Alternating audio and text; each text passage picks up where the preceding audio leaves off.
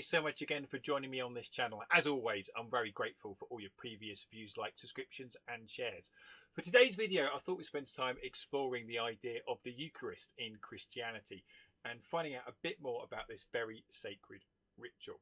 So, the word Eucharist simply means thanksgiving, and its origins are in the Greek. And taking the bread and the wine, for simplicity, I'll refer it to as taking the bread and the wine throughout the rest of this video, comes under lots of different names. So it could be called communion, it could be called the Lord's Supper, it could be called Mass, it could be called breaking bread, it can be called the Holy Sacrament. I'm sure there's some others as well, but taking the bread and the wine is a very important part of Christian practice and a very important way of expressing their beliefs. So I think it's worth as well remembering that the moment when Jesus talked about taking the bread and the wine is known as the Last Supper. And it is a biblical moment. We'll look at that in a moment. But one of the most famous images of the Last Supper is, of course, by Leonardo. I'm not sure what the other three Ninja Turtles were doing, but here we are in all its splendour, the Last Supper, and you would have seen it spoofed, lampooned. You would have seen various memes done about it. But it is, and of course, even referenced in Dan Brown's Da Vinci Code. But a very famous image, and probably an image which I saw when I was younger. I didn't even know it was called the Last Supper or Leonardo. It just there. It is such a frequent thing, part of our popular culture. So, what else have we got? Well, let's go to Luke's. It's in other Gospels as well. I just thought I'd go for Luke. And there is a moment where Jesus is there at the Last Supper, which was taking place during Holy Week. And it's called the Last Supper because it was the supper before Jesus was arrested and then crucified. Jesus says, "This is my body given for you. Do this in remembrance of me. And this cup is the new covenant in my blood, which is poured out for you." So there's a couple of things here that I think we just need to unpack and consider. First of all, this Last Supper was actually a Passover meal. And the Passover meal was a huge event in the Jewish faith. It's when Jews would celebrate their exodus from Egypt. So with Moses and Big Beard and the parting of the Red Sea and the Red Sea crashing in again and the Prince of Egypt, and of course you get the 10 Commandments afterwards and land of milk and honey. This is what Passover is about. It's about celebrating they are no longer slaves. They are free. So here is Jesus saying, here's some bread, it's my body, and here's some wine, it's my blood. So it wouldn't have surprised me if sometimes I was thinking, well, what's going on here? And also Jesus talks about a covenant. A covenant is an agreement, a promise, a little pinky promise going on there. And it was pointing towards the fact that a new covenant was coming, and that covenant was coming through the death and resurrection of Jesus, that all sins would be cleansed and everyone would be right with God, which is a core value in the Christian faith. But what's interesting, when Christians take bread and wine, there's a variety of ways of it happening.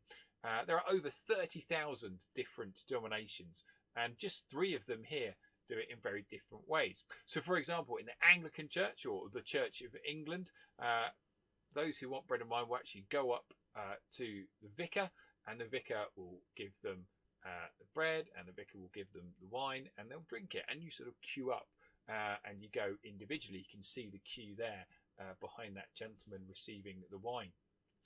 In the Baptist Church, it's a very different way of distributing the bread and the wine.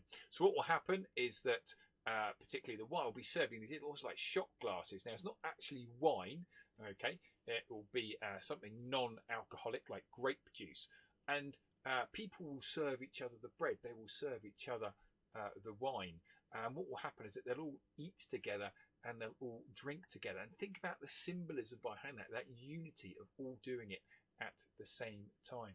And there's a lovely image here in the Orthodox Church, how it will be given to you on a spoon, okay? And it's quite it's a really charming image, isn't it? So so that nothing of the bread will fall off, or I think will be dropped. It's all made sure that is given to you. And I think that's something you could just do in your own research. Just have a look. Why is there such a variety of ways of administering the bread and wine? Okay, but don't just find out what those differences are. See if you can dig a little bit deeper. And to get the ball rolling, why don't you have a look and see what the Salvation Army say and their attitude and approach to the bread and the wine. But I think there's a couple of big key differences that I just wanted to take the time to highlight with you. First of all, something which is unique to the Roman Catholic Church is transubstantiation. Okay, so trans is in Transformers, robots in disguise. So trans when something changes, isn't it? And it is the belief that literally the bread and wine transform into the body and blood of Jesus. It's an extraordinarily powerful supernatural claim. But when the priest takes the bread and the wine, though in Roman Catholics it will often be a wafer, okay, but as I said, we'll stick calling it the bread and wine. He'll pray over it, consecrate it, and at that moment it changes into the body and the blood of Christ.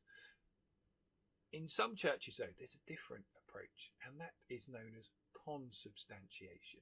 And this occurs in some Protestant churches, and it's the belief that body and blood of Christ are present alongside the bread and wine. So it doesn't actually turn into the body and the blood of Christ. But what actually happens is that it's present alongside the bread and the wine.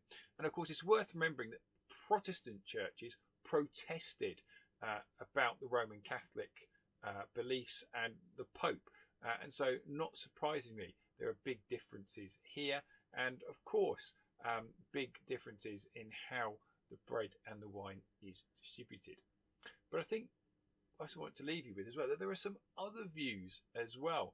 And maybe in your own research, just have a look at that. There's a view, for example, that is just literally symbolic. So in many sort of free churches, it's not denying that Jesus is the Son of God. It's not saying that the sacrifice is any way less or greater than any other church. It's just saying that the bread and the wine is just symbolic. And it's a ritual to actually remember that. Some believe it's actually a mystical experience that happens as well. So there we are, just a very brief summary of the Eucharist. Thank you so much for watching, and as always, enjoy your learning.